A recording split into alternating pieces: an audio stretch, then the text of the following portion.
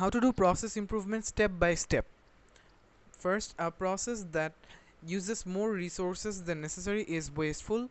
Reports that are distributed to more people than necessary waste copying and distribution time, materials, user read time, and eventually file space.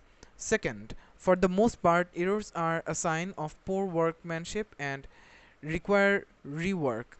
Trying errors that are detected after the computer printout require opening the file, making the correction, and printing the revised document. Third, by meeting or exceeding expectations of downstream customers, the process is improved. For example, the better the weld, the less grinding required, making the appearance of of a finished paint more pleasing.